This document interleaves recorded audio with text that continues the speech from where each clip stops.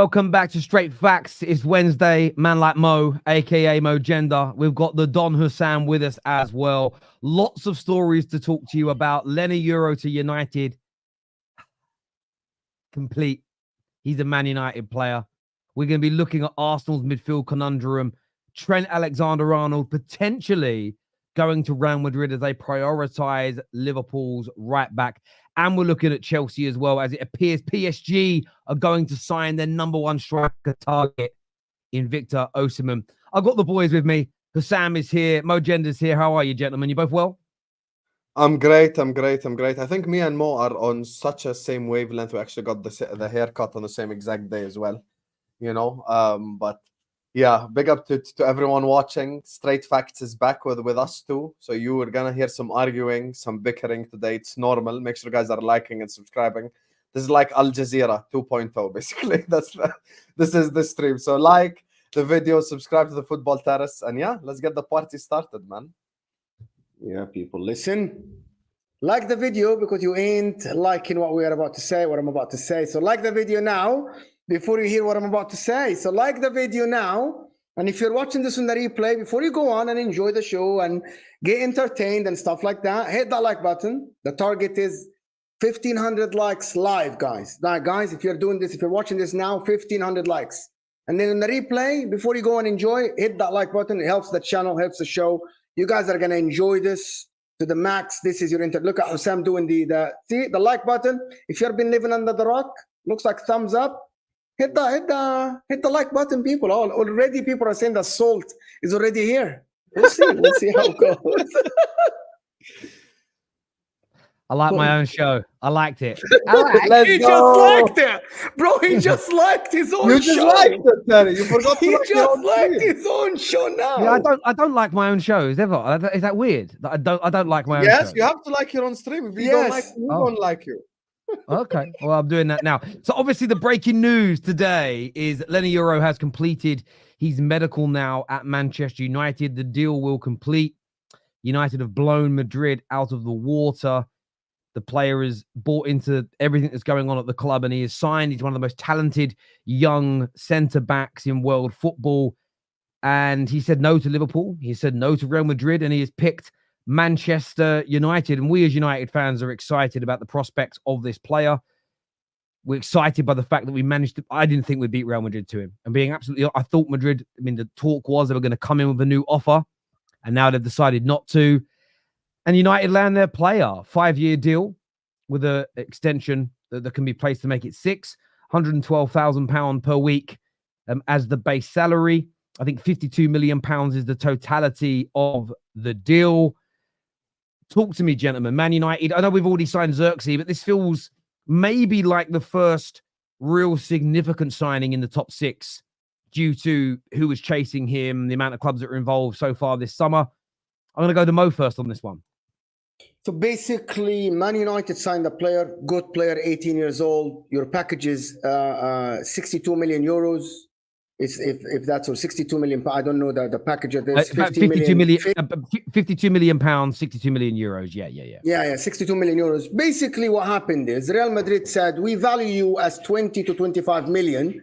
That's your value to us. If you are not willing to stay and wait for us, go join Man United. Man United put in the bid, basically, for double the price that Real Madrid value him at. Liverpool said, well, we aren't bidding for you anyway. That's an L for Liverpool. But Real Madrid said, go to Manchester United. Let them pay that much money for you if they value you that much. That tells me that Real Madrid did the scouting and they think this guy is not that great towards that much money, basically, for them to bid that much money for him. There's no salt here. It's just reality. If you believe one source, you believe the other. You believe Fabrizio Romano and David Ornstein. David Ornstein, until the last minute, said that he favored Real Madrid, so he wasn't in for the project of Manchester United. Manchester United fans, of course, you won't hear it. Yes, you did the signing. You overspent for this player. Real Madrid might regret it later, but at the current moment, you literally overspent on that 18 years old by double what Real Madrid value him at. Even though he wanted to go to Real Madrid, publicly, he said he wanted to go to Real Madrid. He chose you as a second choice, or not even a choice, until there's only one club in for him, Man United. And maybe Lille forced him to accept that deal. Maybe Lille told him that you have to accept that deal. The problem with this signing is that Real Madrid might regret him, but Man United put all their eggs on that basket. £52 million package and an 18 years old who looks good based on the compilation, because none of you watched Lille play football last season in Liga. None of you did. You're not waking up to watch Lille. But the facts are, I didn't know that Real Madrid only value him at 25 million, not pound, euros.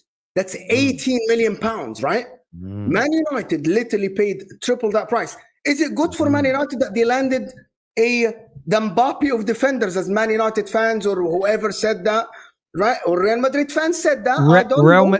Real Madrid said that, not Man United. Okay, so Real Madrid said that, and they valued the Mbappe of defenders at 18 million pounds. That's exactly what happened. Really, guys, I don't see this as something that Man United fans really, it's the same as when people overpaid for a player. You don't sit here when Chelsea overpaid for Enzo and they were bragged about it, everyone slacked them off. Man United overpaid for the guy based on the current moment. Terry, let me just finish the point before you go on. Finish up. I want to ask you a few questions about your point. Otherwise, we'll get. I'm gonna answer everything. I'm gonna answer everything. Mo. Rather than like a 10-minute speech, I want to break down some of the things you've said and let you keep going. Otherwise, I think it's some really interesting points you've made. But if we don't break them down, then they'll be forgotten about. So I want to ask you a question first of all. I understand your point, and your point is factual. Man United valued him higher than Real Madrid. We can all agree on that, because if Madrid valued him higher, I believe Madrid have got money, they would have bid more. In terms of him buying into the project, I think if he had no desire to join Manchester United, he wouldn't have done. I don't believe he's been forced into doing this by Lille. I believe that he's looked at what Man United are doing and he likes the idea of it. The question I've got for you is this. You're saying United are overpaying. Well, that's based on Real Madrid's valuation. Do you believe that this £52 million investment, based on what you've seen of Leny Yoro, what you've read about Leny Yoro, and what rivals said about him before he was a Man United player, do you believe it's going to yield fruit and end up being a good signing for Manchester United? Because for me, fans can get into the banter of, you know, we did beat Real Madrid to a player. They wanted him. If part of the reason we beat them to him is the money, let's not pretend like Real Madrid haven't signed players in the last 5 decades due to the money they've been able to offer compared to rivals as well. Let's not act like even the might of Madrid hasn't gone, do you know what? We're going to pay the best salaries, pay the highest transfer fees ever known to man. So that side of things, put that to bed. Is it a good investment, in your opinion, by Manchester United? Is this player going to deliver for us over the coming years? You overpaid for the guy. That's the thing. Is he going to play well? I don't know. I watched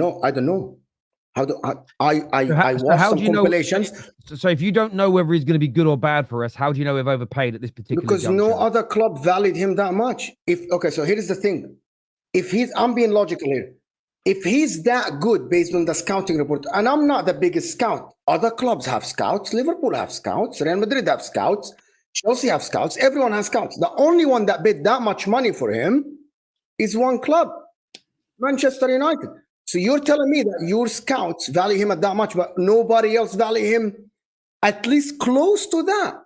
Close. But you have to look at the situation. So it isn't just us. Liverpool wanted him, and I've seen Liverpool fans going mad all day because the reports were a few weeks ago Liverpool pulled out of conversations because they didn't believe they could convince him to join. When Man United were talking to him, the rhetoric then was by people like yourself, why even bother wasting your time? He's never going to pick you even for money. He'll just wait and leave on a free.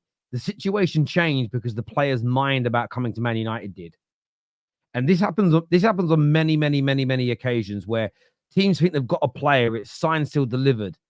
They rest on their laurels. Another team comes in, shows more interest, makes a better offer, shows a bigger determination to sign somebody, and they sweep in and get the player. Liverpool have done that to many a football club. It doesn't mean that the scouting's bad. Now, my question is this. You may think we've overpaid based right now on valuation. I'm willing to accept that. I'm not going to die on that hill. The question is, do you think this £52 million investment is going to benefit Man United? Are we going to look at this £52 million signing in 4 years' time and say that was well worth the money? Or do you think he's going to flop at Man United because how There he is not performs on the enough. pitch. There is not enough data. Okay, here is the thing about this guy. There So is you not have no enough opinion. data for No me. opinion. No, No opinion. no. There is not enough data for me to sit here and tell you this guy in 4 years. I'm gonna tell you one thing. To answer your question, Matthias de Ligt.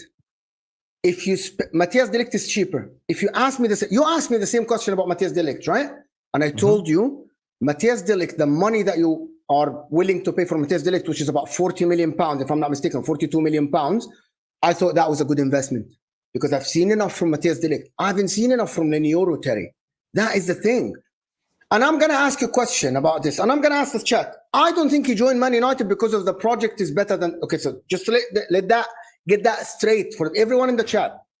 I don't think Leny Yoro joined Manchester United because their project is more appealing to Real Madrid. No one Let's has just said get that straight. So nobody has Okay. said that. Nobody has said that. That isn't the words that came out of my mouth. Derek, can I just say one thing? I What? think Mo's taken one L only in this conversation. I actually agree with a lot of what he said. The only thing, and you mentioned it, was that last week he basically said it's pointless to do it because he wants Madrid. That's I the raise thing. my hand and I say I'm wrong. That Yes. is wrong 100%. Now 100%. it's been proven wrong a 100%. week later because he's signed. Yeah. But if I'm being completely honest, listen, Leny Yoro is a good player. I don't think I can deny this. No one here can deny this. He's not suddenly going to be shit just because he signed for Man United. The truth of the matter is Real Madrid did not value him as much as Man United valued him. And Man United paid a whole lot more money than Real Madrid were willing to pay. The guy's contract expires next summer. What happened is PSG and Liverpool pulled out as soon as Leny Yoro made it clear that he only wants to join Real Madrid. Man United then went and bid basically double or triple the money that Real Madrid were willing to offer. And now Fabrizio, the same person we all believe, is reporting that basically the Lille president essentially told them to choose because he's getting 3 times as much money as he would have from Madrid. And we spoke about that earlier. This on is more today. money thing, like. So yeah, listen, I think money's involved, and I'm not embarrassed by that because this is a multi-billion-pound football, might even be a trillion-pound industry by now. I'm not even too sure. It's definitely a multi-billion-pound industry, and money plays a significant role in the majority of players we sign, the majority of managers, all of our 3 clubs, Inter Milan, Man United, Liverpool. Money plays a significant part. There's no doubt about it. These are professional football players. They're not picking things based on purely on childhood dreams. Now, nobody said that Leny Yoro believes going to Man United is a better option right now in his career than going to Real Madrid. But Man United were willing to get a deal done. By the way, the bid that Madrid made to Lille was before Man United, and it was also rejected. So Man United have made a stance that we do believe in you. Madrid is saying, well, Madrid don't even believe in him enough to get Lille to accept a bid before Man United put a bid in. So there's multiple layers to this. And for me, every time Man United sign a player, it is typically met with a lot of animosity and negativity from rivals. I'm very, very used to it. And there's some comments that stand up and hold water. But for me, the question is, do you think he's going to be a success or not? Because I'll accept it and take it on the chin that we've overpaid based on his current market valuation. But I remember when Arsenal signed Ben White for £50 million and the world laughed at them. You would now not look back and say £50 million for Ben White was overpaying. It has now been a very, very good investment for them as an example. So that for me is, I trust what I've read about the player. I've trusted, the sources and the scouts that have spoke about him, I trust. I look at it from the perspective of there's a really talented player in there who could be a world-leading centre-back inside the next 3 to 4 years if he is developed correctly. And I'm excited that we have paid the money to land him. The amount of times I've seen Real Madrid sign sorts of Vinicius Juniors and all these young players from other countries, and you just think, we'll just bid more than them, pay more than them, do something to bring those players in, and we've done it. On the De Ligt situation, we're still looking at him. Fabrizio, as you both just quoted, has also said, once some players are sold, the De Ligt deal is lined up, so he's also likely to come in as well. So adding De Ligt, Yoro to Lisandro Martinez as the main 3 centre-backs, I think is an excellent summer in terms of rebuilding that back line, and I'm glad that we've started there. And I think this has got the potential to be a phenomenal signing for Manchester United. And I believe he could be a top-class player. Now, he's got to realise that potential, because that is what it is, it's potential. But the question is, how much right now would be an acceptable amount, in your opinion, Husam, for you to sell Kwanzaa? If a club wanted to buy him, they've got similar amount of experience, similar age, what would be the sum where you would turn around and go, do you know what? I'm annoyed FFG have sold him, but at least we got good money. What would that sum be, honestly, in your mind? I'd say 50 million right now. I think that's a fair price for him given his age, you know, and his Premier League experience as well. And he played in the Championship before for a year, so I think he has that. Clubs in the Premier League as well value probably, you know, the homegrown thing as well, because of the rules that you need a homegrown player, so that helps with that too. So, yeah, I think probably around 50 million would be okay. But here's the thing though, Terry. If you're using Kwanzaa as an example, the problem is the following. Let's say Chelsea wanted Kwanzaa, City wanted Kwanzaa. If Chelsea were only willing to pay 20 million, Kwanzaa said, yes, I want to go to Chelsea. But then City came in and paid 60 million. We're probably going to make Kwanzaa go to City for 60 million, because we're going to make 3 times as much money. This isn't the thing where I'm saying, like, you know, it's like there's no saltiness from me, because I actually think the centre-back market is stacked. Like, you could name right now probably 10 centre-backs where everyone would take. The thing is with Leny Yoro, he's a good player, but this potential, when you pay this much for potential, there's another issue as well, is the fact that his contract expires next summer. So it's like literally could have been for free next summer. So if the Man United project was more attractive than the Madrid one, you could have went Mano next summer. But none of us are saying that the project is more attractive. Man United, though, I think have had to pay now, because if he goes for free next summer, he can completely and utterly do what he wants. Now, if he had no desire in joining, and there's a lot of people here that are saying, Terry, tell us how many Lille matches you've watched is. Terry's never watched him play. None of you were saying that 3 days ago when you were all convinced that he was going to reject Man United and he'd wait and join Real Madrid for free. And that's where the rhetoric that he's just gone for money, he's just been told to go, doesn't make sense, because the early report suggested from Spanish and French reporters and some English were that he's got no desire to join United. He only wants Real Madrid, and he's willing to run his contract down. Now, I don't believe the Lille president saying we're only accepting this bid. How's that changed his mind from seeing out the last year of his contract? What were Lille going to do? Not play him for a year? What were they going to do if he said no? I think that there's some element of truth to what's being said. This isn't a case of Man United made an offer. He come to Carrington and was like, oh my God, it's better than Madrid. Screw them, I'm going there. No Man United fan is deluded enough to believe that. But this idea that he's almost being forced against his will by the powers that be at Lille and his mum and his agent who are being paid loads of money, I also think that's just as big an exaggeration. I think he wants to play for Man United. We've shown desire in him. And look, we didn't want to take the risk. Yeah, you could have got him for free next summer. But we know free transfers don't exist. You know you'd be signing a 30, 40 million pound signing on fee. Huge amounts. Look how much it's just got.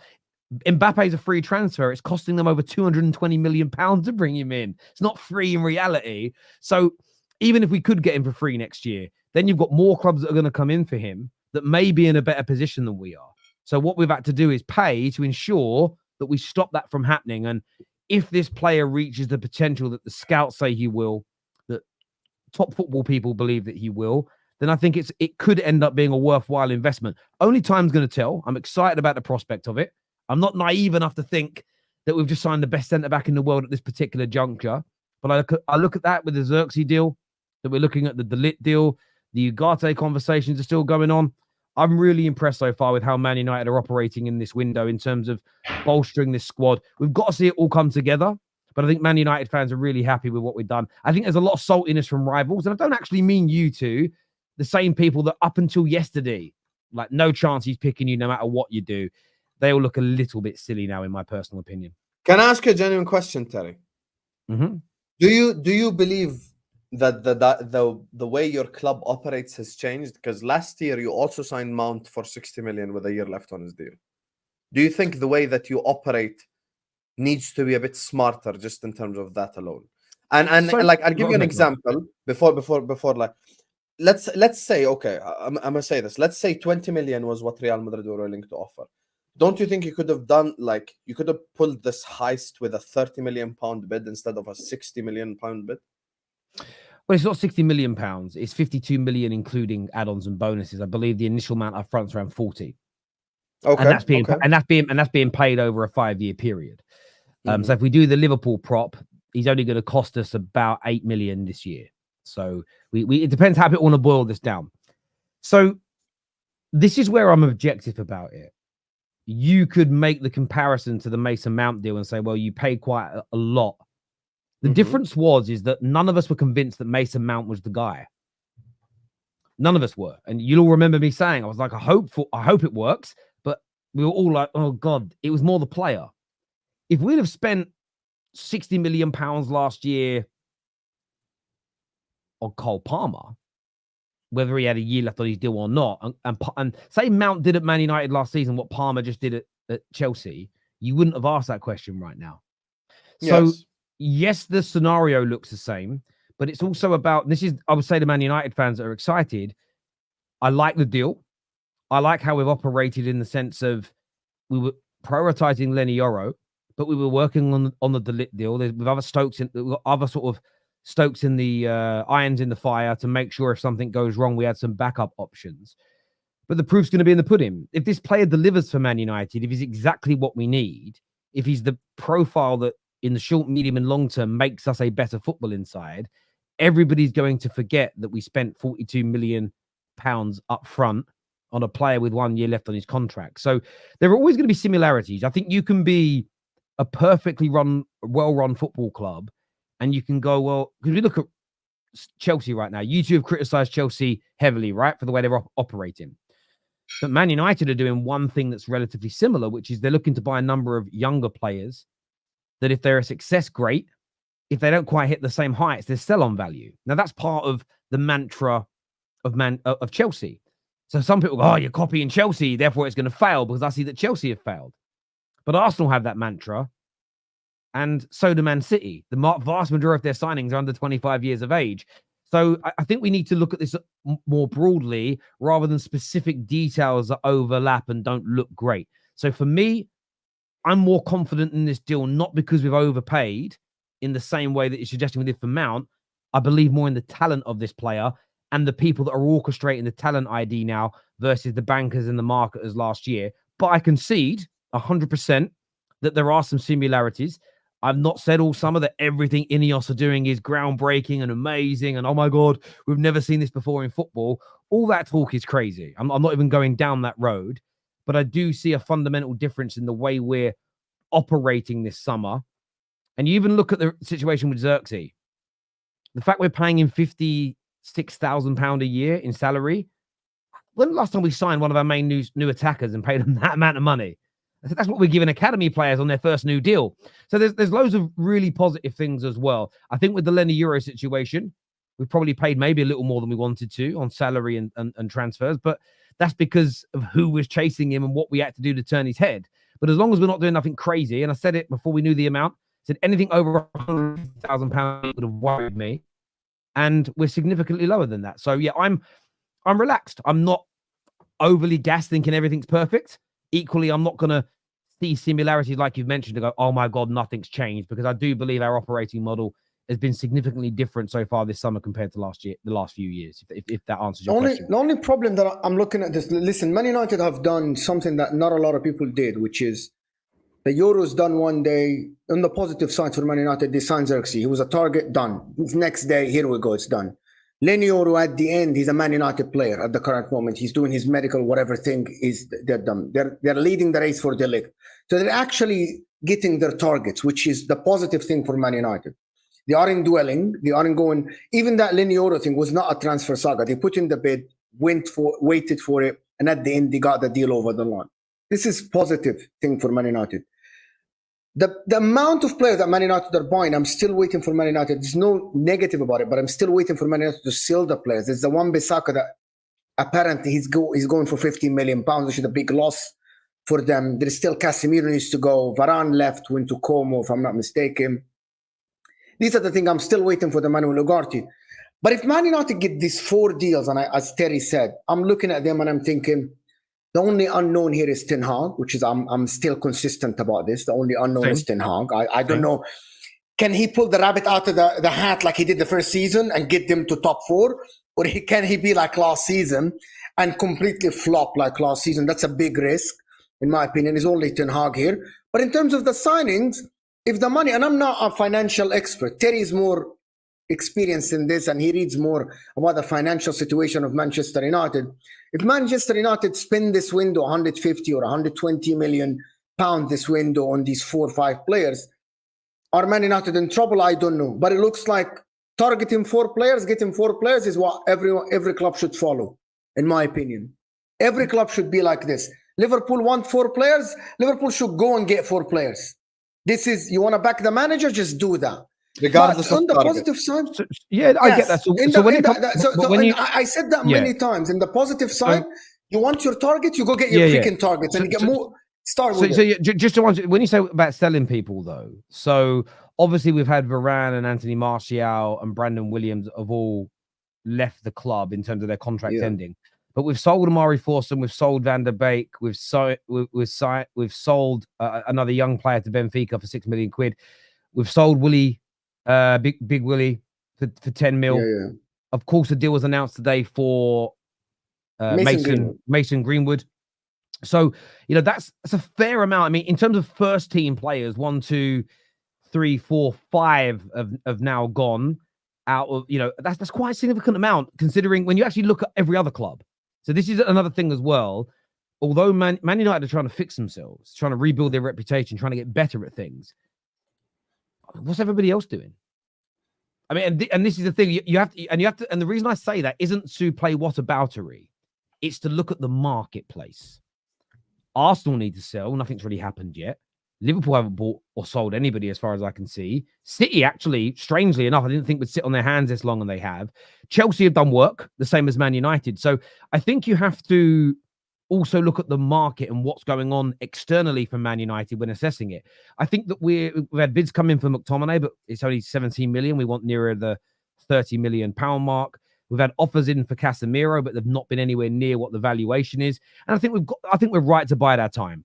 Don't accept 70 million today if you can get 30 million in 2 weeks' time, as an example. I think we're waiting on some offers for Lindelof and Maguire, because then I think if one of those two goes, then you see that the Lit deal be triggered, as an example.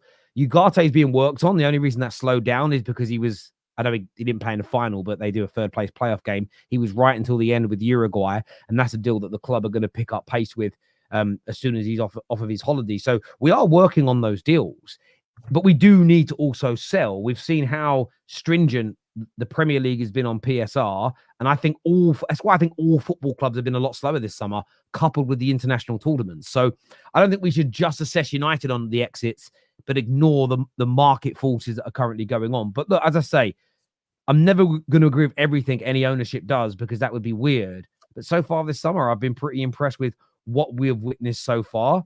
But as I said in the group chat earlier on today, we assess 3 things as fans when it comes to how you'll run: what you plan to do, how you execute it, and then the yield or the fruits of that labor. And we don't know the fruits of the labor yet. We can't assess it. We can only give predictions.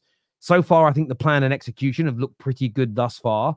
But it's about how you finish the transfer window. It isn't just about how you start. So, you know, I'm not sitting again, it's been a 10 out of 10 window. It hasn't. I don't even know what I'd give it as. I'll probably give it a 4 out of 10 at the minute, because there's so much more we need to do. But it has been a good start. This year says nothing. You can't sell too many players, though, Terry, because you keep talking about selling a lot of players. You need some bodies, too. You're in I agree. I do agree. Look, that's why I was shocked when I sold Kambuala as an example. 10 million, that ain't but that tells an option. Yes and no, but that tells me that we're going to bring in another centre back. So I look at it next year. If you've got Leny, you've got Lissandro. Say it's the Lit that comes in. I think we sell one of Maguire or Lindelof. So let's just say we sell Lindelof. You've got Maguire, and then with Johnny Evans has done a new 5 centre backs plus an academy player getting promoted. Yeah, that's fair. And I think the same as left back. There's the element here where what's happening with Luke Shaw next year. Let's see. But we've got a young player called Harry Amas, who is tipped to be a star. So my view is, unless there's someone that's amazing you can get, give him a go. Give him a go first because you might, just like Kobe Mainoo. Kobe Mainoo is going to save us tens of millions of pounds from purchases. So we know we've got that young left back coming through. I would like to see him given some game time on pre-season but where you can assess it and go, do you know what? We definitely need to buy someone. Or actually, I agree with that. He's a really good understudy. My only point on the Kambwala thing is I thought you'd sell Maguire and Lindelof and keep Kambwala. That's what I thought. You'd sell I'm going to be honest. two. I'm going to be honest with you about Kambwala. He had a couple of games that he came in and looked really good, but once I wasn't overly impressed with him last year. I looked at him and just saw there was too many mistakes and errors positionally. So I wasn't surprised to see him sold personally. You know, when he's he's a youngster. When he's on the pitch, I'm going to back him. This year says nothing changed. You still have Ten Hag with the veto. You're still overpaying for players. You're linked to everyone, every player on the planet. If that's how you see it, that's how you see it. Now, every Netherlands player, I think that's the Netherlands. Oh, every Netherlands player. Dutch. Yeah, I mean, Leny Yoro's Dutch, isn't he? I forgot about that. And Ugarte is Dutch, and Ivan Toney's Dutch. Yeah, all Dutch. So again, there's elements in here like Ten Hag with the veto. Yeah, he used the veto today to stop Leny, didn't he? And again, it's a veto on players that, and this is the same as before he joined, that the sort of the sporting director player provide to him.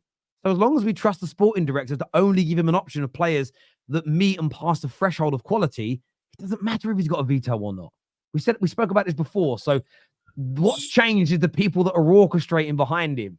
Come on now, my friend. But thank you anyway. Basically, Man United fan. So basically, what is needed to be done is that we need to sit here, not by Terry, but by the people in the chat, and praise Man United hierarchy for everything they do, for finding the money. Guys, hear me out. Hear me out. For finding the money and bidding 3 times. Just hear yourself. Over Real Madrid to land a good prospect. Just imagine if Chelsea tomorrow, if Man United are in, let's say Arsenal are in for Osimhen tomorrow, and they bid in 90 million pounds. Okay, but Chelsea go in and bid let me slow you down though. Let me slow you. No, let me slow you down though. Let me slow you down. Let me slow you down. So forget what Real Madrid have bid, because that's Real Madrid's valuation. Do you know what his market value was valued at on the 3rd of June? I don't know. And this is typically speaking, don't we go by I the never market? heard of the guy on the 3rd of June. So his market value rated on the 3rd of June was 50 million. So that's according to that's according to transfermarket.co.uk. Now, the point is, when people speak of Anthony, he was valued at 25 million at the time we paid 90 for him.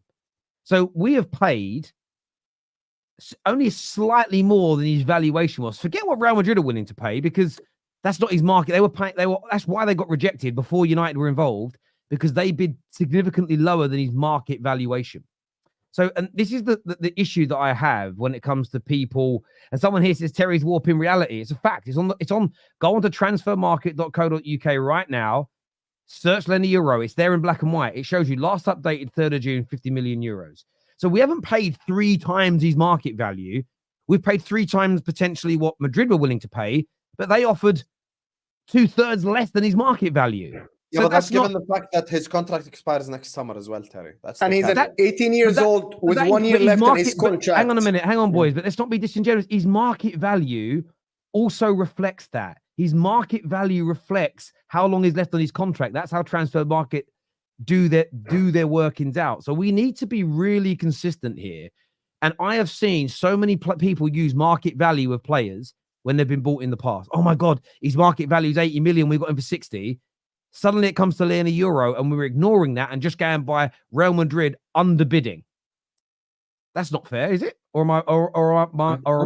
Me personally, I never use transfer market for the value. And actually, the example that Mo was about to give is even worse. It's even your one is even worse because Victor Osimhen is at least proven. So, like, that's the thing. So his example is even better than the one. Like, you know, the thing. I will say this on a real. If Chelsea did the same exact thing, they would be mocked 100%. If Chelsea went and paid 130 million for Calafiori, tripled his price, they would get mocked 1,000,000%, no doubt about it. But do you want to know why that is, though? So this is what I want to ask for fairness. The reason that happened, nobody did that to Chelsea when they first signed Enzo. Nobody even really did it last summer when they. Okay, I'm talking. There's talking generalities here rather than individuals. So the difference is that we've seen 2 years of Todd Bowley in Clear Lake, and there's been very little progression.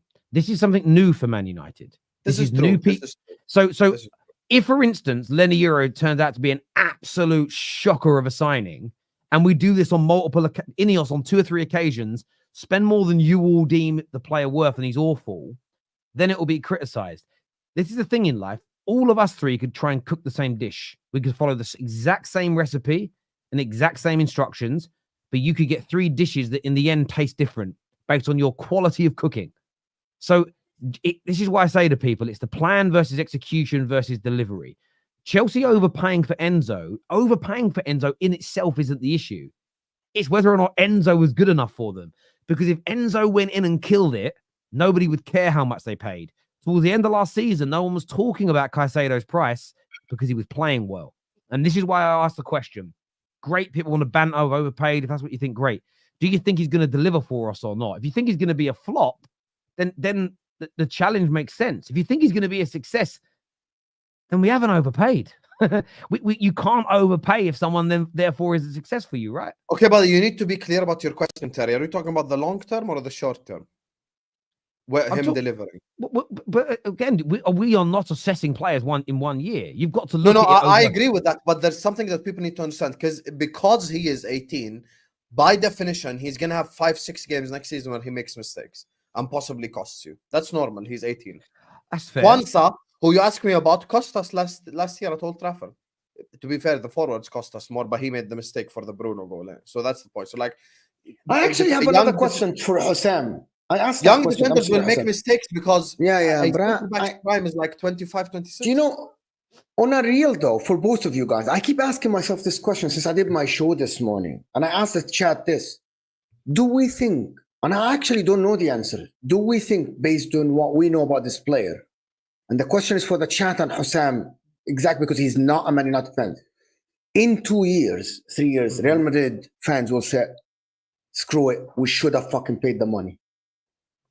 But that's the point I'm making. And I don't know. But to be honest with you, I don't know the answer. I just don't know. Exactly. No one can answer that question, Mo. No one. Exactly. But if you can't answer it, then you can't. No, hang on. Let me hold on.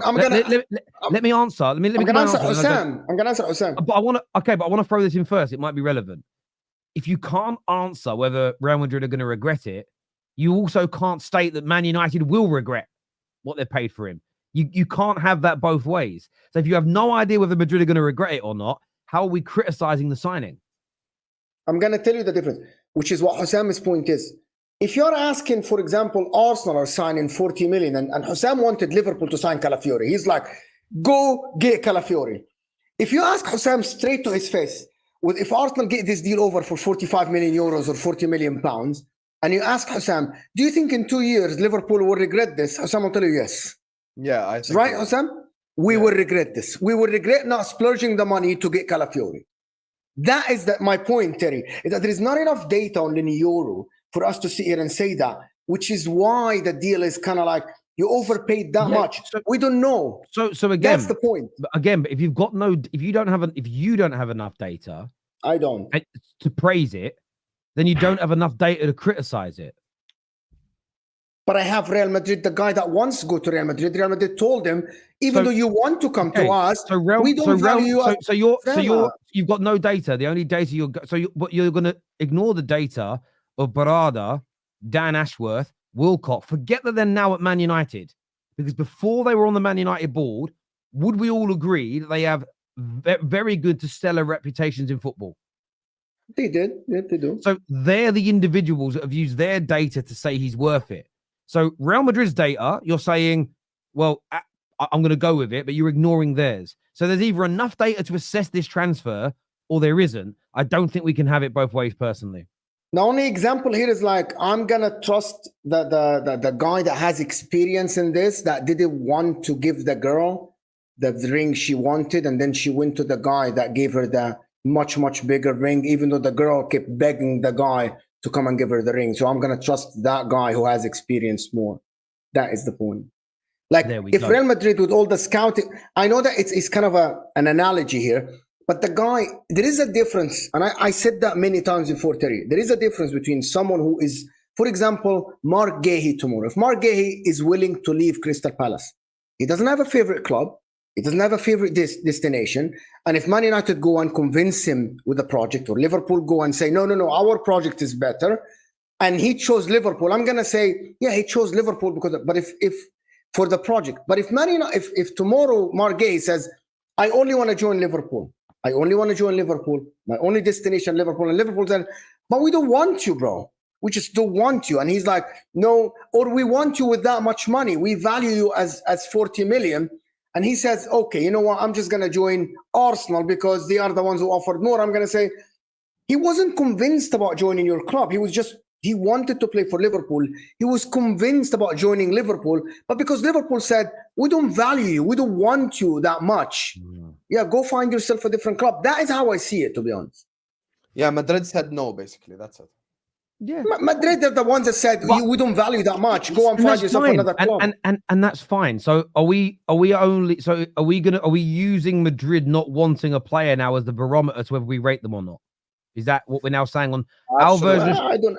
So again, absolutely not. But you were doing it for Leny Yoro. So because Madrid didn't fancy the player, he can't be that good. So what if you sign a player that Madrid don't even want because they don't think he's good We enough? never said he's not that good, Terry. None of us ever said he's not good. So let me just speak. So slow it down. So we spent 41 minutes and neither of you are talking about the quality of the player. They're talking about the quality of the player. I started my speech off by saying I think Leny Yoro is a very good player. I never denied that. Then why are we over focused on Man United paying 10 million more than his market value? Because it shows the signs as we focus on Chelsea overpaying as an institution. But why are we overpaying? Why are we focusing more on the 10 million over his market valuation than the potential and the quality of this player over the next 10 years? Okay, I'll tell you why. My thing is, when I first started speaking, I already said first statement, I think Leny Yoro is a good player. That's beyond the point now. There's two things here. Number one, we're talking about I'm looking at it more from a financial aspect because his contract expires next season. Literally next season his contract expires. So that's whatever. Some people are saying 50, 60, 40, whatever it is, £1 million that you could have saved if you basically your project is more attractive by the time next year. Second of all is the fact that Real Madrid were only willing to pay 1/3 of what you paid. So that's what adds. So it's not whether only Madrid rate him or not. We're just talking purely financially here. And the third thing is he is 18 years old. So in the short term, right here, right now, 2024-2025 season, he might not have a £50 million player impact. And there's another thing as well, by the way. And this is a genuine question. How do you know for a fact that he's not using Man United as a stepping stone to end up going to Real Madrid anyway? But I don't. And I don't care, though. I am. So you don't care if he goes to Madrid 3 years from now? I am too grown, too mature, and too much of an adult to care about that. It's irrelevant. Because I'm not deluded enough to think that every player that Man United signed today, in yesteryear, or tomorrow only has the desire to stay at my club. Some of our greatest players in our history have left to go to other big teams. It happens. If he's a success and Madrid still want him, it means we've delivered. It means we're probably winning. If he then wants to move on, we'll get big money for him. We'll reinvest. It'd be sad to see him leave, but we move on. The idea that again, if every single club says no to players who could potentially leave in the future for other big clubs, most of us wouldn't fucking sign anyone. We have got to normalize it again that not every player wants to join your club at 18 and stay till he's 35. Players that do that, they're almost one club players, and they've always been a rarity in our lifetime, and they remain being a rarity. It should not be it shouldn't be in our thought process whatsoever, because the only way he goes to Madrid in 3 or 4 years' time is if he's highly successful, and I'm not going to bemoan that. Is there the chance he leaves in the future? Yeah. There's a chance that every single player that all of our clubs sign leave in the future. It's less likely if we sign a really talented English, or in Mo's case, a really talented Italian player, because typically most people stay in their home nation. But the Premier League is 66% foreign import player. So that means 66% on average of our squads have a high chance of leaving our teams at some point, because the vast majority, they're all resident non-domiciled, which means none of them are retiring in England. Rarely anyway. So it's just something that's got to be normalized again, that we don't panic about these really, really weird things. I want to go to some of the super chats here. First one says, I don't care because if Real Madrid comes again, his success means we are winning and we get big money. I agree with that. I do agree with that. How long is this contract? 6 years. 5 and 1, yeah, 6. Yeah, so it's 5 officially. We can add 1 year. When Man United get involved in transfers and win, it's always flip-flop behavior. You said he didn't want us last week. This week, it's we've overspent and Madrid didn't really want him. This is what I'd say about the overspending comments, and this goes to everyone that said it. Our bid's been accepted for 2 weeks. When everybody thought he'd reject us, nobody said we were trying to overspend. It's only now we've got him that the rhetoric has changed. Rivals are petrified that we are getting good business done. I agree. Yeah, there is Husam is sitting here. Man United are going to challenge for the league. Yes. Big old Man United in 8th place with none of the transfer money goes to the players, by the way. Of course, we know that, Dan. Thank you, bro. I respect United because they are financially in a position to overpay. I wish my club Arsenal could afford to do the same. You only overpaying is based on valuation. If he turns out to deliver for us, 50 million could end up looking like a snip in 3 years' time. Didn't you say clubs don't use transfer market tag? Again, it's not about what the clubs are or are not using. I'm talking to Peter. I'm about the logic of the viewer. The logic of the viewer. So if we're going to use Real Madrid's valuation moving forward, it means every signing Inter Milan make and every signing Liverpool make, because they're my panelists today, they have got to assess it based on how much Madrid would pay.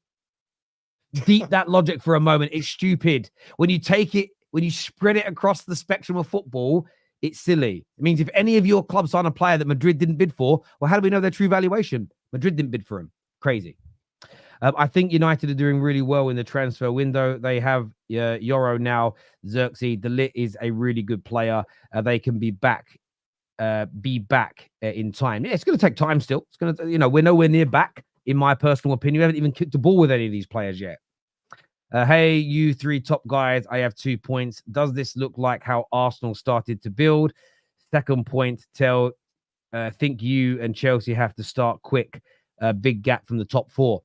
Now, I do agree that Chelsea and Man United have got to have good starts to the season in terms of if we want to get back into the Champions League and things like that, a good start's going to be needed.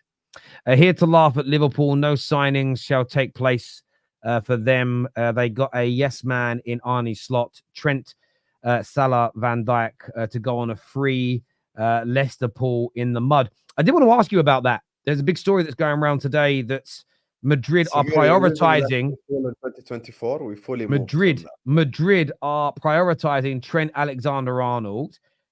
They want to sign him. Obviously, that proves he's a really good player because, as you said earlier, Madrid value him highly. But of course, they have the pool. You're so gonna use this the rest of the transfer. It's gonna be used. It's gonna be used against you two. It's gonna be used against you two for the rest of time. Now you set the precedent, not me. I didn't set the precedent for shit. Mo said it. I don't know why. Every signing you make, I'm going to be checking what his market value was at the time, and that's all we're going to discuss on the show about your players now is their market valuation and did Madrid want to buy them? I didn't bring it up. You two did. So, but it turns out that Madrid are going to make a genuine play for Trent Alexander-Arnold. Is he going to say no to the pull of Real Madrid and stay at Liverpool? Or do you think the beginning of the end as Trent as a Liverpool player is on the cards, Husam? I'm not worried whatsoever, I'll be honest with you. I know that the 4 Musketeers are staying. This happened 2 months ago with Alisson to Saudi and Van Dijk to Saudi on the same exact show. I told you guys they're not leaving. I know that all 4 are going to play next season at least. And then after that, we're going to have to worry. I think probably Mo is going to sign an extension. Trent is going to sign an extension. I would assume that Alisson will probably sign an extension as well. And it's funny because I was actually the only person on YouTube, Mo will vouch for this, that I said the only one that I'm really worried about is actually Van Dijk leaving, to be honest. Not the other 3. Mo can vouch right now. I fully said that from the start. But I'm not worried about Trent going to Real Madrid. Listen, at the end of the day, Real Madrid is the biggest club in the world. They're a massive institution. I think they're by far the most attractive club in the world. But at the end of the day, I think Trent is going to stay. And by the way, I don't even know. I think this is more like tactical. First of all, CF Bayern knows fuck all about Liverpool Madrid transfers. It says it in his name, CF Bayern, Christian Falk, Bayern. That's his field of expertise. It's not Liverpool and Real Madrid. He's the same guy that said Mo Salah's the #1 target for Thomas Tuchel, and he's the same guy that said Erling Haaland is a target for Thomas Tuchel and Lukaku, and then they ended up signing Havertz and Timo Werner. So, yeah, that guy is a little bit fugazi, to be honest with you. But yeah, I'm not worried about that. I think that's more like contract negotiation tactics, to be honest with you. Just kind of trying to get a bit more pay or whatever it is, showing that Real Madrid are interested. And besides, Real Madrid have Dani Carvajal anyway at right back. I think probably left back is what they need more, to be honest with you. I think that the other side is what they need. And if they want Robertson, I'd happily sell them to sell him to them, to be honest with you. That's the one guy I'd happily sell tomorrow. Hey, Robertson. But Dani Carvajal is 32, turning 33 this season. And what they typically don't do at Madrid is let players time out. They generally replace their better players before they're past their best. How do you see it? I agree with that, but as well, you need to keep in perspective the fact that he's Scouse as well. That's the only thing. To me, it's a very tricky situation at Liverpool. The reason why it's a very tricky situation, they got rid of Jurgen Klopp, and Jurgen Klopp left. They signed an Arne Slot, who Sam himself and the majority of Liverpool fans are worried about him. What are Liverpool going to be? Are they going to be a title-winning team, or are they going to be another title challenging team without winning actually the major honors? Trent Alexander-Arnold has 1 year left at his contract. Has 1 year left. In my opinion, Trent, if Real Madrid are offering money to Liverpool now and Trent doesn't want to renew the contract, Trent should go to Real Madrid. The reason why he should go, you don't know what is going to happen. Arne Slot might turn out to be a flop, and now Liverpool can go into the tornado that happened at Man United over the past 12 years or 11 years, right? It's very plausible that happens. The reason why, the main pillars at Liverpool are all above 30. Alisson, Van Dijk, and Mohamed Salah, along with Trent, who has 1 year left. And if Real Madrid are coming for you now and offering Liverpool a lot of money, I know that Trent is a very important player for Liverpool. Trent can say, I'm going to try myself. If Trent has 2-3 years left, and Husam would agree with this, say, yeah, give it a shot for 1 year, see how it goes with Arne Slot, and then decide next year. But Trent has 1 year left. Trent, he should go. And Liverpool, if there is an offer and Trent says, I want to try 1 year and I might go on a free next season, if Liverpool look at this and they got offered 70, 80 million pounds for Trent, I know that there is no other Trent in the world. 80, are you smoking? There's 1 year left at his contract, my friend. How much do you think he's gonna get? It's Trent Alexander-Arnold, not Leny Yoro. Have some respect. How much do you think you're gonna get for 1 year left at Trent's contract? Trent is worth. Be honest. Be honest here. 130 million minimum. You think 1 year left at Trent's contract, someone is coming to offer 130 million pounds? No, that'd be well over. Hang on. That'd be well overpaying, wouldn't it? You can't advocate overpaying. It's not the same word. I don't think you can. I don't think you're serious. Oh, that got a boot. I really don't. By the way, I don't think Sam is serious, brother. This is a joke. I'm being serious. Trent is the best right back in the world. I'm not being. No, we're not disputing. You think 130 million pounds for a player that has 1 year left, and you have a new manager, and the project. Okay, you have to put a lot of factors in here, Husam. And I'm not fighting you here. The player, if the player says, I want to go and I'm not renewing the contract, it's not going to be 130 million. I'll be honest with you. I said it again. I'm sorry, I didn't hear you. Man United fans are upset at you in the chat. All the super chats. They are. They can be upset. They want me to say that Man United are fighting for the. I tried to explain it to them. Some people are just don't want to understand it. I've had people in my chat this morning say to me, literally said, we signed Leny Yoro, Manchester is red. Manchester United are back. I swear, bro, until I'm going to say this again, Man United are doing good business until Erik ten Hag shows me that he can bring his career back to life at Manchester United, maybe after 10, 15 games. I'm not going to sit here and assume that it's going to work. For me, Erik ten Hag is the one that has to prove us wrong, not the other way around. That is it. Same as Arne Slot, by the way, following Jurgen Klopp, same. But going back to Man United fans are so upset. You want so much praise. I'm not talking about Terry. Man United fans want us to praise him so much. And listen, I praise the Xerxes thing. I praise that De Ligt thing. I said Manuel Ugarte is good. This Yoro thing, You overpaid. And the reason why I'm going to say you overpaid, the money you paid could have been used to strengthen a left back or a right back or something. Because we sit here and say it's PSR world. It's a PSR world. Anyway, going back to Trent. Husam, you cannot just be serious and tell me that Arne Slot, Trent should risk his future with Arne Slot. Should he? Why should he risk it? The question to you, back to you, why should Trent risk his future with Arne Slot? Because he's a local and he's playing for the club of his dreams already, and he doesn't need to leave. It's very simple. It's the same thing as me coming to you 2 years ago and going like, why should Nicolo Barella risk his future with Simone Inzaghi? It's okay. You didn't know that Simone Inzaghi was going to win you a league. You wanted him out after the first year. Adi, it's normal. And if But there was Nicolo money Barella- involved, yes. This is not a shot. Just hear me out. I'm not taking a shot. But Yeah. Nicolo Barella said he wants to play for the club that he always grew up loving, and he doesn't want to leave Italy. And it's the same thing literally with Trent. Like, here's the thing. He's a local boy. He's a scouser. He's playing for the club of his dreams. He has no reason to leave. Now, when you say risk his future with Arne Real Slot, Madrid. listen, Real Madrid are a reason. I'm not. No, this is true. Real Madrid is the most. Listen, Real Madrid can attract Saka. Real Madrid can attract Palmer. They can attract Trent. They can attract anyone. I'm not denying that. Not Leny Yoro. I just. Sorry, don't be serious. I just don't think that's. I just don't think everything that you're saying, Mo, is gonna happen this summer specifically. You get it? I think they're gonna give it a go. Basically, they're gonna give it like, if you'd like, one last dance this season, and then take it from there. Because on the other side as well, Mo, we cannot just be pessimistic or optimistic fully. Let's describe both scenarios. What if they stay? We sign the 3 players, and we win the league next season. Then what? It's a possibility. Don't tell me it's impossible, yani. It's a possibility. No, it is a possible. It's a very plausible situation as well. Yeah, okay, that's what I'm saying. So, Yeah, but that's why I told you. But that's why I told you what is going to happen to his contract.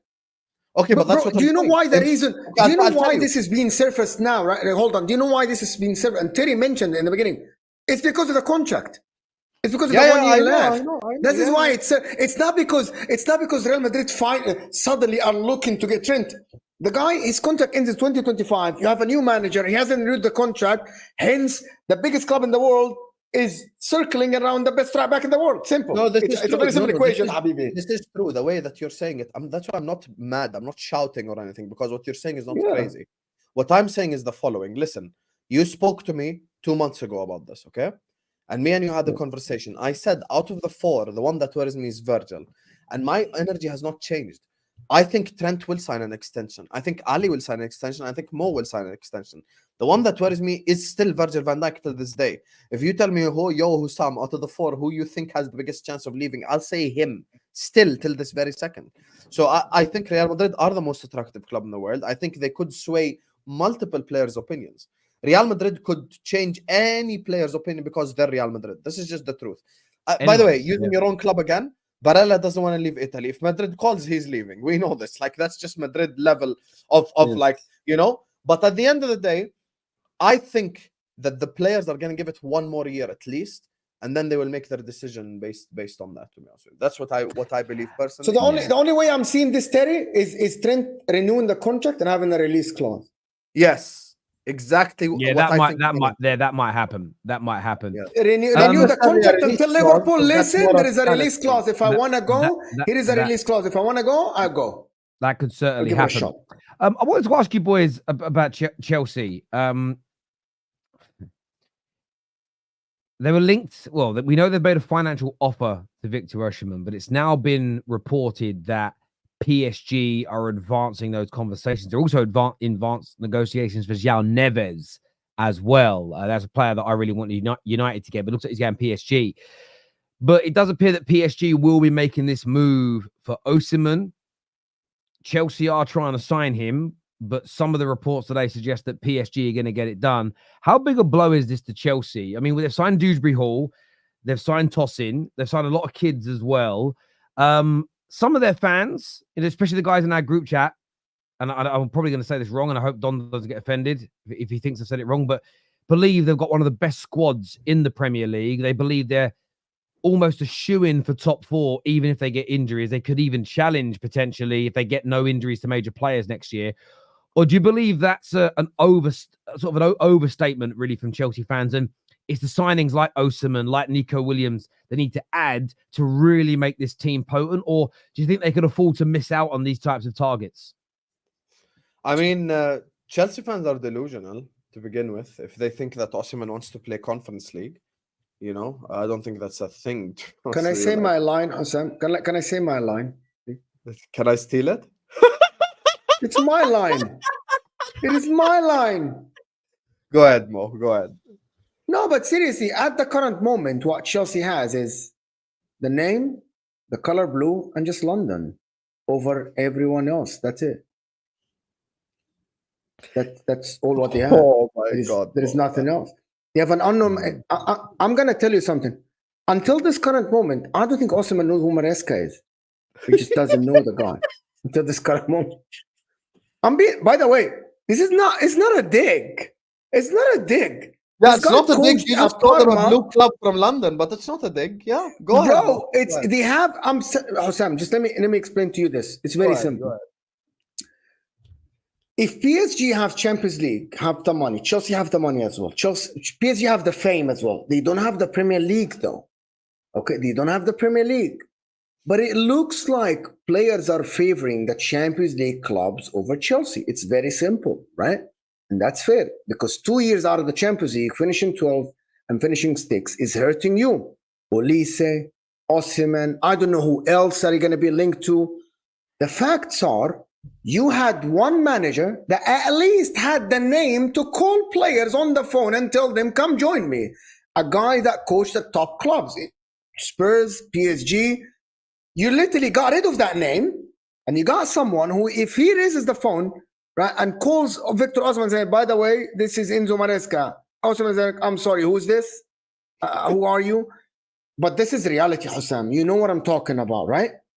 That is what Chelsea doesn't have. It doesn't matter if you think Pochettino is a big name or not. I'm going to tell you something. Erik Ten Hag is a name that is established in world football. In the Champions League semi-final with Ajax, won the leagues. Everyone knows Erik Ten Hag. In the world, he has a name. Chelsea got rid of the name, and a name is a big thing.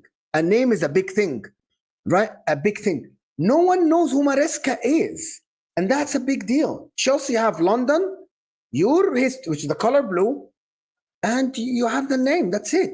That's why Victor Osimhen will choose maybe PSG over that. It's not about winning.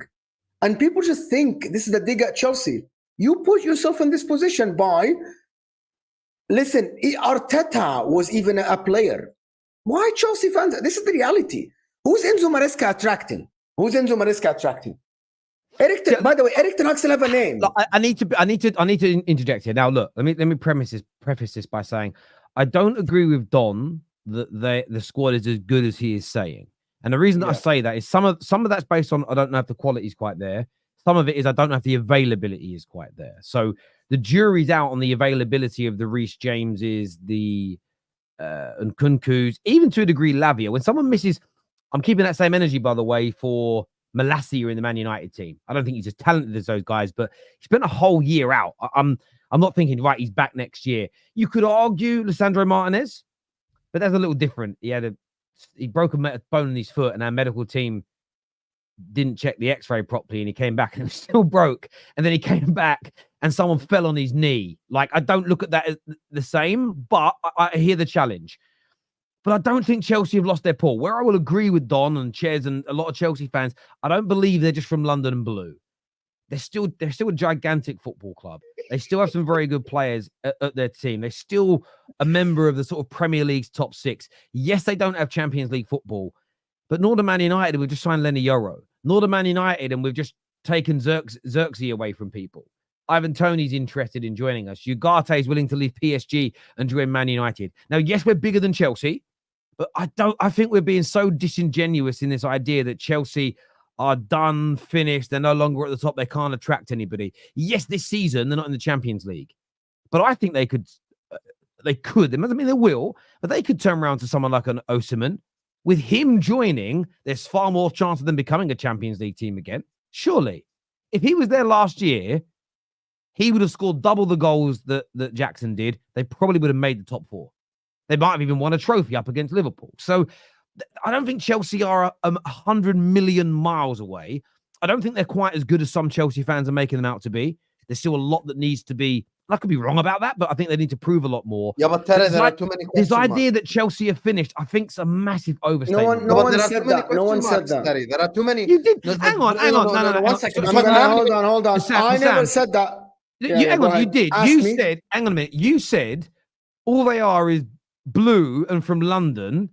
That is saying they're finished, bro. Come on. No, they're not. I'm gonna tell you, they have good players, but they need to go back. Hold on. They need to go back with the players they have to be able to attract big names. Why did Olise choose Barman? I'm going to tell you something.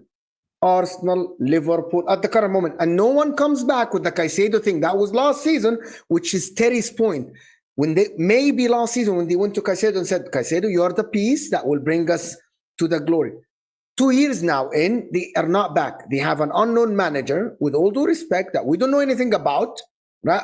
Based on you guys do the research. I didn't do the research on Enzo Maresca, right? It's Chelsea's fans' job. They have, at the current moment, they have a good team. And I said, someone like Osimhen will raise them. But the problem is attracting Osimhen. I said Olise will take them to the next level. The problem is that Olise didn't come. That is the problem. And that's what you guys are missing, Terry, is that you need to be able to attract these guys. And it doesn't look like they are able to attract these players. That is the problem. And by the way, I'm not saying that Osimhen wouldn't go there over Napoli, staying with Antonio Conte. But if any club, I'm going to say this here, if any club with a Champions League football go in the same line of a player that Chelsea wants, that player might choose Chelsea, might choose the other club. That is the deal. If Arsenal go in with Chelsea, they might choose Arsenal, Bayern Munich, PSG, Barcelona, Real Madrid, Arsenal. By the way, Chelsea had more pull than Arsenal just about some years ago, right? Just 3-4 years ago. I don't think there's a comparison now between the two clubs in terms of there pull. isn't. Manager, can I add 1 point before Husam comes in? Manager and players. I am saying that the only established players with the name that everyone knows around in the world right now at Chelsea, I'm thinking about it, think again, is one player. Cole Palmer, because of what he did last season. Liverpool, if you're asking me about Liverpool, Mo Salah, Alisson, Trent, Van Dijk, even McAllister. At the current moment, the only name at Chelsea where you can be able to attract a talent and say, come and play with this guy, is Cole Palmer. Even Caicedo, by the way, is a good name, but he isn't of that ilk of the Van Dijks and these guys. And Mo, think about Chelsea in their signings as well. That's why they're signing Estevao, Paez, Tosin Adarabioyo, and Dewsbury Hall. Because Dewsbury Hall would have never thought he could make it at Chelsea to begin with. Tosin Adarabioyo, if Chelsea didn't come in for him, would have probably signed for Crystal Palace. That's just the reality of the situation of the Chelsea players right now. And people get upset when we speak because they just want to hear comfortable lies instead of uncomfortable truth. The reality is Osimhen is not going to Chelsea, guys. Like, with all due respect, first of all, the fact that you even bring Arsenal's name, Mo, is insulting to Arsenal. Like, Arsenal are in a different galaxy to Chelsea right now. Like, I think if you lined up 100 players and asked them Arsenal or Chelsea, they're all going to choose Arsenal. Everyone knows Arteta. Everyone knows the players that they have. And the thing is, with what Terry was saying, the problem is, I get what Terry's saying. And he's saying Mo's gone too far when they say, you know, he did indirectly say they're finished. The issue is the following. There are too many question marks. And if you do sign for Chelsea, you're going to end up having to sign a 4-year contract or a 5-year contract. Do you put, let's be real now, do you put your whole future at the hands of Bowley, Iqbali, Win Stanley Stewart, and Leicester City championship winning manager Enzo Maresca? That's who you're going to put your future in as Victor Osimhen? Because let's not forget as well, how old is Osimhen right now? I swear he's 25. Let me just check it quickly. 26, yeah? So basically, this actually, he's 25. He turns 26 in December. So he's going to turn 26 in about, like, what, 4 or 5 months? So essentially what's happening is you're going to put your prime in the hands of these clowns that run Chelsea. Let's think about this logically now, no agendas. Like, would you trust your prime in the hands of Bowley and Iqbali? You probably wouldn't. That's if I was advising Osimhen, I would tell him to join Chelsea now over PSG. Why? Well, I mean, look, they might win the Champions League, but they haven't done it with better squads and teams than they've got now. There is almost zero legacy for you in the game winning the French league at a canter. No one cares. Like Mbappe, if it wasn't for the fact, if Mbappe weren't doing for France what he'd done for France up until the Euros, he had a poor Euros, and he was just killing it. He was scoring a lot of goals in the Champions League as well, which helped him. But it's his French career that has propelled him to superstardom, because no one cares about what Mbappe was doing in France. Whether we like it or not, no one cares.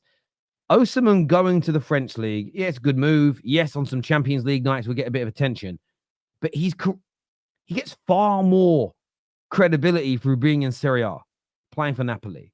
The French league, it's so small in comparison to the bigger leagues in Europe. And I don't mean that in a rude way. It's just the reality of the situation. There's very good footballers in France, wonderful technicians. I've watched a bit of French football this last year, more than I normally do, and it's entertaining. But I'm just talking about it from a legacy perspective. You could go there and score 150 goals. It's not going to do much for his career unless he's winning Champions Leagues. I think if he goes to Chelsea, yes, right now Chelsea are not where PSG are, but players like him could help get Chelsea back right up to the top. And if I was his advisor, why not just play at Napoli then with Conte? I mean, that's doesn't want him, bro. No, but yeah, that's part of it. I understand wanting a change, though. I understand wanting a change. I just feel that going to France, it doesn't excite me. Now, I don't want him at Chelsea as a Man United. I don't want to see him. You're right. You're right. The problem with, will he choose that? If you're, by the way, I'm in your boat. I want to see Osimhen play for Chelsea Football Club. I watch the Premier League. No one wakes up and watch the French league. Yeah, because you're a rival. Like at the end, if I'm talking about football, I want to talk about Osimhen playing for Chelsea. Yes, I don't want. Probably once this season or twice this season, I'm going to be sitting on the football terrace doing a match reaction for the Champions League without talk about Osimhen. I want to be talking about Osimhen week in, week out, which is what a legacy is, the news and all the stuff. But at the end, the problem is the players don't think like that. Don't think like this. They're going to think, I want to play Champions League. Is it guaranteed that I join this unknown manager, this project? Yeah, the players are good. Maybe Osimhen completes that team. Is he thinking about it this way? Olise didn't think about it this way. Olise didn't. Will other players think about it this way? Am I the guy who completes this team, or am I risking my future with this team? That is it. Players, I don't think they think like that. And PSG are financially compatible with the Premier League. It's probably the only team, along with Bayern Munich. Listen, Chelsea, the thing about it, I'm going to say it. Chelsea need to do an Arsenal. Do it the hard way. Go back to the top the hard way. Arsenal did it the hard way with the Sakas, the Martinellis. Remember, getting Odegaard on loan, then signing him, getting Saliba as a youngster, and then loaning him, bringing him back. Maybe Chelsea need to do that. Maybe Chelsea need to do it the tough way, not the easy way, not signing the superstars. Because you tried the superstars, it didn't work out. You didn't finish in the top four. But that's why I quite like the Dewsbury Hall and the toss-in signings. I actually think they're really good. They're good age profile, good technicians. And I almost think they're sort of like, I don't want to use the word under the radar, because I think they're better than that. I just think they need a few more. I know they have some experience at the club already, but I'm not sure about their availability. But I'm looking at the links. There's talk of Nico Williams. And I know everyone keeps saying Barca are getting him, but they don't have a great deal of money. I think they need a couple of really good players as well that are maybe a level or two up. Tony. I don't understand. Man United. Listen, Ivan Toney, barring City, starts for every single top 6 team in the Premier League. He's a better number 9 than everybody else is in the Premier League. I can't fathom. I don't get it. Why aren't Chelsea why people are trying to buy him? I don't know. But he has an attitude. People don't want to deal with the attitude. You're getting a football player who's going to play the next 2-3 years at your club. And then I think Chelsea should go away for Ivan Toney. 40 million, fork the money, and that's it. That's it. Anyway, just to let you know, you should be able to pay it. Guys, just to interject. Sorry, the here we go has just come from Fabrizio. That's done for Leny Yoro. Why are you smirking, Mo? Due to the amount that, anyway, it's a Man United got their target. I'm supposed to be the Liverpool fan. 50 million plus 12 million add-ons. It's not bad signing. 50 million euros, 62 million euros package. It's good. But what with add-ons only How coming did you for flip-flop in hang the on, same stream? guys, just everyone, just one second. Joking with Sorry, a smirk. guys, just 1 second. Sorry. So yeah, Fabrizio is saying 50 million euros plus several add-ons. So just as I said earlier on, and there was a super chat was calling me out.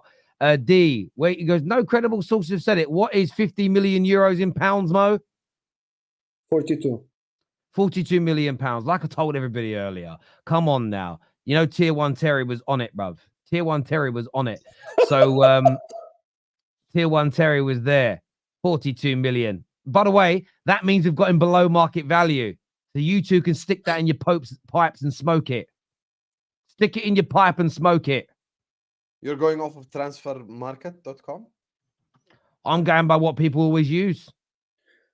No, we're not going back. I don't think Terry wants to go back to Man United. I just want to say, are people really scared? Are Man City, Arsenal, Liverpool really scared of Man United?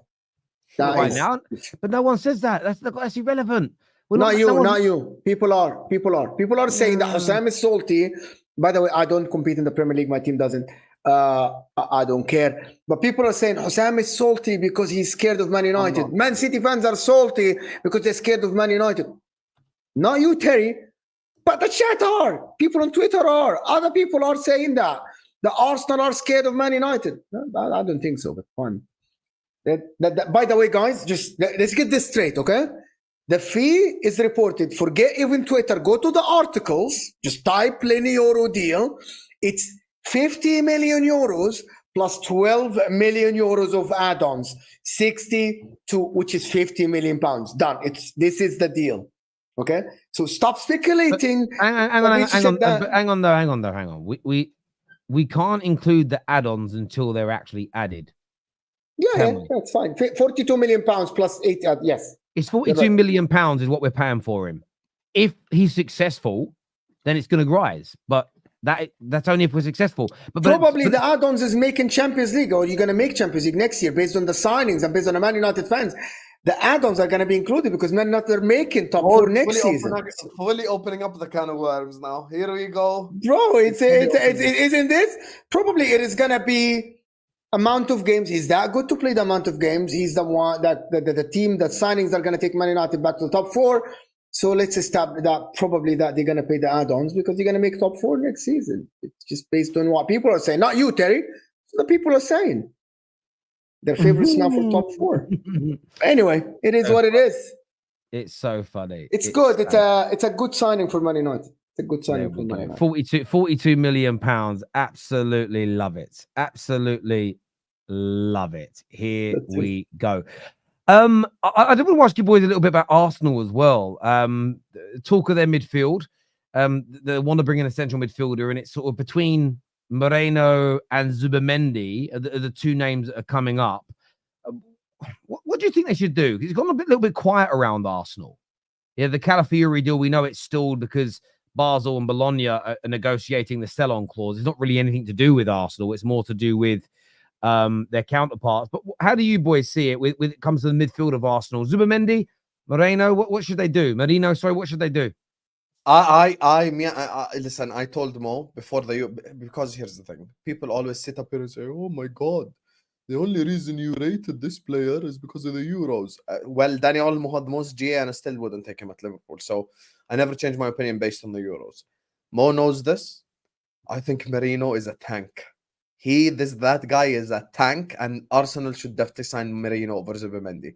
Listen, I'm telling you right now, 2 tanks right in front of that back 4 with 4 center backs. No one is scoring, bro. No one is scoring. Listen, Merino is unbelievable. I don't like the signing of Zubimendi for Arsenal. I think Merino's like closer to world class, if you would like. Zubimendi did a fantastic job in that 45 minutes in the second half against England, so I respect it. But at the end of the day, I really believe Arsenal need world-class players. They need world-class players or players that are in their prime. Arsenal right now need to establish this like project with a trophy. They need to, have their shining moment. And you're not going to get your shining moment by signing the likes of Zubimendi, with all due respect. I don't think Zubimendi pushes the envelope. I wouldn't take him at Liverpool personally. To be honest with you, like Zubimendi, I definitely take Merino because I think he's a beast, but I wouldn't take Zubimendi. And my thing on Arsenal has not changed, and I always say this: look, things at City are not all sunshine and rainbows as people think. Shit is not good at City right now. People need to understand this. It's not amazing. There are talks of people leaving. Shit's not all unbelievable over there, and people might go, people might leave, and it's not necessarily the best situation. So I look at Arsenal, and I think they can win the league next season. And my early prediction is that they will. The only thing for me is they need those 2-3 players that will actually elevate them. With all due respect, in the words of Mo from last season, when you signed Declan Rice, all you did was replace Thomas Partey when he is injured. That is all. Like, you didn't do anything special because it was Jorginho was there anyway last season, so you didn't change anything. So for me, I think they need someone a bit more established, and I think Merino is a tank. If they sign Merino, I think that's a fantastic signing, 100%. Zubimendi, I don't like this. I don't like what Arsenal are doing. I know that people call it negotiating. Now, freaking Bologna are threatening to call off the signing, bro. What? Just Man United went and got Xerxes over the line. Like, we make fun of Liverpool for stalling the deal. Just freaking get the deal done. To be honest, I want Arsenal to win the league next season. But don't overpay though. Don't overpay. Don't overpay for him. And what do Real Madrid value their players at? Real Madrid value the player more than what Arsenal wants to pay. They just don't want Calafiori. Arsenal need to get these deals done. There's too much talk about, we're getting this player, we're getting that player. Barcelona are in for him. So Man United, by the way, this guy Xerxes, Man United, I'm taking this as a benchmark. Why? Because everyone is saying Mikel Moreno played in the Euros. Arsenal couldn't negotiate. Well, Man United negotiated with Xerxes in the Euro. The Euro, Netherlands are done. The next day, Xerxes is in Manchester doing his freaking medical or something. And then he went on the holidays. You can convince Mikel Moreno to join your club. You have Arteta, Spanish manager, just go on. And it's only 20 million euros. And I don't like this. Like, I don't know the financials of Arsenal, but I don't like this new thing that Arteta said is like, we have to tread carefully. We have to act smart because of the financial and the PSR. Bro, you have to win the league. There is no other chances for you. Khalas, it's done. You have been here for a while. Man City aren't stable. Pep Guardiola are delaying his decision next season. It's your time now. Liverpool have a new manager. Man United rebuilding. Chelsea have an unknown guy. This is it. This is your time now to shine and win the Premier League after 20 or 21 years. Go and do the signings you want. Don't just...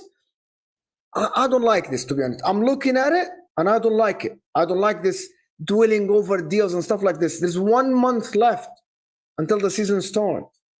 You cannot go into the season waiting for another deal or that. Just do the signings. Get the signings over the line. I'm talking like an Arsenal fan. If this is my club, just do it, bro. Just get the Mikel Moreno. I don't know if you're interested in Eze. So it's 20 million euros. Let me ask you a question about the Calafiori deal.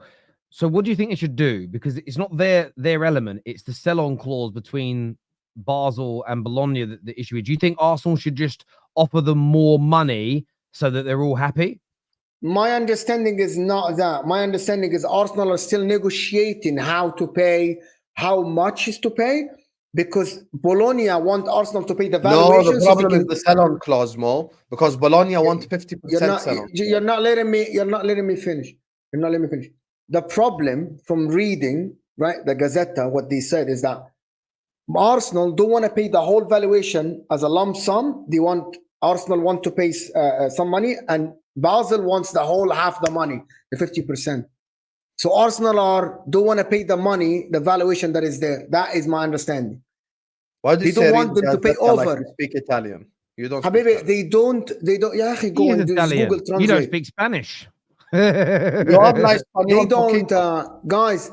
It's a 50% sell-on clause that goes in for Basel. That's why Bologna wants the money now. They want the money now. And Arsenal don't want to pay the money now. The problem from me reading Gazzetta dello Sport as a Spaniard, because Spanish and Italian is very similar. Yo habla español poquito, by the way, Terry. You get me? Let's not go there. when it comes to the thing, I think the problem is the sell-on clause. I think Bologna Yes, wants it is the 50%. problem. It is the Yeah, problem. Yeah, the 50% sell-on clause is the issue, because here's the thing from Arsenal's logic. Let's say Calafiori works out and he's worth 100 million 3 years from now. If the other team gets 50%, then Arsenal are only making 9 million on their investment. So that's as dumb as it gets. So I think Arsenal are being smart right now. You ain't just gonna get bullied by an Italian club. And the one thing that frustrates me, and I always get pissed off at little Italian clubs always doing this, whenever it's a Premier League club coming in for one of their players, they always do the most and they always overdo it. But whenever it's Juventus, they always open their legs and give them discount offers and all that shit. It's the same thing that happened in the year of the Euros. What's the name of the guy? Not Tonali. What's the name of the guy? The name of the guy that Arsenal wanted, that went to Juve. What's his name again? The DM guys. Mo, you're supposed to know this. From which club? Italy. He went to Juve. There's no club called Italy. Thank you, Ali. Locatelli. Locatelli. Yeah, from Locatelli. Sassuolo, Same yeah. shit. Like, Arsenal come in for him. They give them this crazy price tag, and then Juve come in and like, oh, we're going to give you half the price. That's just what pisses me off. At the end of the day, listen, 41 million is a fantastic price. 50% sell-on clause is too much. And I think Arsenal are just moving smart right now, as they should. Yeah, I don't think that Arsenal should look. If Arsenal end up losing out on the player, then we'll have that conversation. But they shouldn't be paying Bologna's obligation for them, because again, you start setting the precedent of doing that, then another club will do it, and another club will do it. And when does it end? You end up spending £5 to £10 million more on all your signings. You will eventually, whether it's this window, the next, or the one after, you run out of money. So Arsenal have got to do the sensible thing. On the Merino Zubimendi thing, like, both look like really good potential signings for them. I think Arsenal need to get rid of some players first. I think that's what their biggest issue here is at the moment. I think that they just haven't had the right bids in yet for the Nketiahs and the Smith Rose of this world. But it does feel like some exits for them and other clubs are starting to get a little bit closer. Some super chats here. This one says, I can't wait for Trent to Madrid. Husam meltdown will be insane. The bias Husam has for Trent has been so annoying. Big up everyone. God bless. First of all, he ain't going to Madrid. Second of all, I love when people say it's bias. Your favorite right backs, Dani Alves and the likes of Roberto Carlos and Cafu and all the greats, were not known for their defending. This is Terry. Will you do an Enzo stream? I've got Enzo content. I recorded it earlier on today. That will be out later today. It was meant to come out this morning, but the Euro news broke, so that will be out later. And yes, we hear that Chelsea have started internal disciplinary action upon that. Better than going to Madrid. Then he says, sorry, better than going by Madrid. Said he cost this much. I don't know what that means. He's saying transfer market is better than going by Madrid valuation. Oh, right. Yeah. Breaking news, Leny Yoro to Man United. Here we go. Deal is in place after first part of the medical complete. Yeah. We're back, Terry. Treble incoming. That's from Safe, my stalker. Treble incoming. We can't take him seriously, though. Lord have mercy. You lot go on like we've been rubbish for decades. Chelsea are not finished, Mo. Which is what exactly you were insinuating. He was definitely insinuating that. That's why we shut him down. We shut him down. Just catching up on the video. Big up, guys. Yoro may or may not be a success, and as fans, we may not have enough data. But if Madrid wanted him, does that not suggest he's a good prospect? Data or not, high valuation or not? Of course, it means he's a good no one said he's a bad player. Yeah, everybody knows he's a very good player. They're just angry that Man United have got him. Here we go. True. It's true. Oh, Man United, everyone hates us. Have a day off, Terry. You fucking eighth. No one hates you. Relax. We are and we were more successful than you last year, so shush. No, you were not. We both have the same amount of trophies. We got a bigger trophy. Yeah, it doesn't matter. Domestic trophy. Yes, domestic it does. Trophy. No, it does matter. It does matter because the year before you slipped off the Carabao Cup when Man United won it, Husam. Yeah, but that's why I thanked Man United, because the same kids in Rio de Janeiro now know what the Carabao Cup is. So thank you. Nonsense. Man United is not back, but Manchester is still red. This is true. Wait, both Husam and Mo said, why are United fans cheering? He's going to Real Madrid regardless. Then we agreed when we first agreed the fee, and would rather go there on a free. Yes, they did That's both what say Mo that. said, and Mo And now took they're that. crying. Don't include me Both, with Mo's both. bullshit. Thank you. I'm just happy that United are now operating in a competent way. That's the most important thing as far as I'm concerned. I agree 100%. This here says, Terry, do you believe the kid is better than Kwanzaa? He is 18 and you're hyping him because Madrid want it. So this is his thing. I've seen Kwanzaa play more football, but I have seen Yoro play. What I've read about him, what I've researched, what I've seen suggests there's a very, very, very high ceiling. And I've never stated anything more outside of that, my friend. I absolutely do. I think there's a really good player in there. I really do. Yoro, remember Real Madrid rejected him according to Hassan. You mean Husam? I think you mean Husam. Yes. Oh, Real no. Madrid Yeah. reject him by not paying yeah. enough money. Like that. Yeah, I get you.